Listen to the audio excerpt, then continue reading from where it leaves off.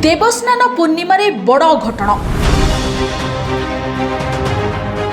राज्य को आसीपारे महाविपद। गत वर्ष चारमालू खसी बलभद्र। चलित वर्ष जगन्नाथ को आलती बेले लिभिला दीप।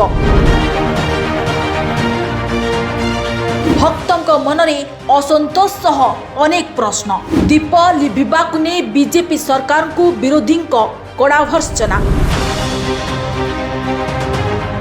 पुरी श्रीमंदिर पवित्र देवस्नान पूर्णिमारे गजपति महाराजंको आलती लिभिबा घटना रे राज्य राजनीति एबे सरगरम। आज्ञा हाँ, विरोधी दल एहाकू परंपरा प्रति अवहेला बोली अभियोग करी बीजेपी सरकार को कड़ा समालोचना करिसंती। एने सरकार किंबा संपृक्त प्रशासन पक्षरु एही अभियोग उपरे अधिकारी को कौनसी स्पष्ट प्रतिक्रिया मिली पारि नाही। सेपटे जगन्नाथ संस्कृति रे गजपति महाराजंक सेवार एक स्वतंत्र स्थान रहिछि। एभली पवित्र देवस्नान पूर्णिमा अवसर रे आलती लिभि जाइतिबा घटना को नहीं सोशल मीडिया रे चर्चा जोर धरिछि। विरोधी दल माने कहउछन्ति जे एहा श्रीमंदिर परिचालन सरकारी व्यवस्थार विफलतार प्रतिफलन। से भली विरोधी प्रश्न उठाइछन्ति, जदि एते बड़ धार्मिक उत्सव रे एभली अघटन घटे तेबे प्रस्तुति परिचालना केते सुदृढ़ थिला। एने सामाजिक गणमाध्यम रे बीजेडी नेत्री सुलता देव कोन कहउछन्ति टिके सुनि नियंतु। केते बेले भी देखंतु मु कहिचे ना गोटे लक्ष्मी छड़ा सरकार, लक्ष्मी छड़ा हाथ रे आज राज्यर शासन। देखंतु सकाଳେ आपण देखिले एभली दृश्य मु केबे देखिनी। जगन्नाथ बलभद्र सुभद्रा को स्नान वेदी की पछ करके ठिया है फोटो उठेबा एमिति केबे मु देखिनी। एमिति हाथ टेकी पछ, अरे ठाकुर को लोक देखिया को आसीथांती, महाप्रभु जगन्नाथ को लोक देखिया को आसीथांती। तुमको देखिया को लोक आसी नांती। तमे जगन्नाथ बलभद्र सुभद्रा नुहे, तुमको देखा लोक आसी ना। जगन्नाथ महाप्रभु जगन्नाथ को देखा लोक आसभली कम करुच। ठाकुर भी तुमको केते बाटे देखले किंतु तुम बुझीपारुना। आज देखंतु गजपति महाराज आद्य सेवक, जो जी आद्य सेवक अच्छा प्रभु जगन्नाथंकर, सी स्नान वेदी रे प्रभु श्री जगन्नाथ को जितेबले आलती करने को आसती केबे देखि नथिबे। अनेक आम संस्कृति रे आम परंपरा अच्छे देवस्नान पूर्णिमा रे वर्षा मध्य हुए। देवस्नान पूर्णिमा रे वर्षा हवा शुभ। कौनसी किछि न थाई कि वर्षा है कि मध्य केबे दिने एभली अघटन घटी नहीं। आद्य सेवक गजपति महाराज प्रभु को आलती करूचंती, दीप लिभिगला। ये कौन करुचंती जानिचंती? बुझी पारुनांती, तथापि भी बुझी पारुनांती। भगवानଙ୍କର संकेत को भी बुझी पारुनांती। गोटे कथा देखंतु, पुरी की लक्ष लक्ष भक्त छुट्टी आसंती आ खास करी देवस्नान पूर्णिमा रे आ रथ यात्रा रे।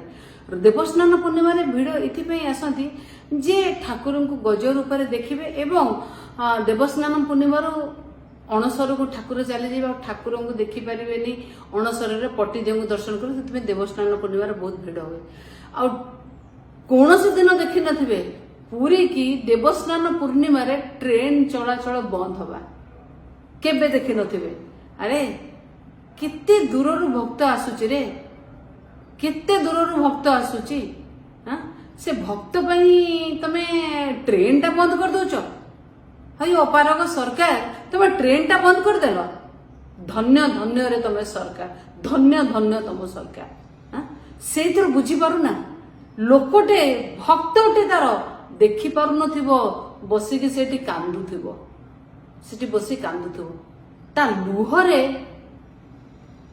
केमिति रहिबो ए सरकार, केमिति रहिबो भाबिले टिके भाबंतु। केते अघटन देखैलेनी, तापरे मध्य आंको मन शांति होनी। केते अघटन देखैलेनी। सरकार आसिला प्रथम दिन माने कहला प्रथम दिन प्रथम ପହଣ୍ଡି ବିଜେରୁ ବଳଭଦ୍ରଙ୍କୁ ପକେଇଦେଲେ।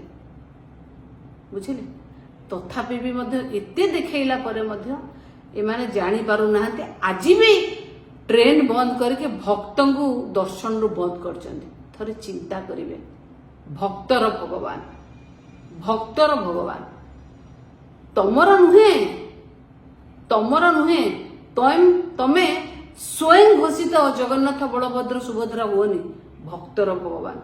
ତମେ ଜଗନ୍ନାଥଙ୍କୁ ପଛ କରିକିନା ସେ ଯୋଉ କରୁନା, ସେ କେତେ ଭକ୍ତି ଆମେ ଜାଣିପାରୁଛୁ, ସବୁ ଜାଣୁଛୁ। ଅନ୍ୟପଟେ ସରକାର ଓ ଶ୍ରୀମନ୍ଦିର ପ୍ରଶାସନ ପୂର୍ବରୁ ଦେବସ୍ନାନ ପୂର୍ଣ୍ଣିମା ପାଇଁ ସମସ୍ତ ନୀତିକାନ୍ତି ସୁରକ୍ଷା ଭିଡ଼ ପରିଚାଳନା ସୁଚାରୁ ଭାବେ କରାଯାଇଥିବା କଥାକୁ ନେଇ ମୁଖ୍ୟମନ୍ତ୍ରୀଙ୍କ ପ୍ରତିକ୍ରିୟା ଶୁଣି ନିଅନ୍ତୁ।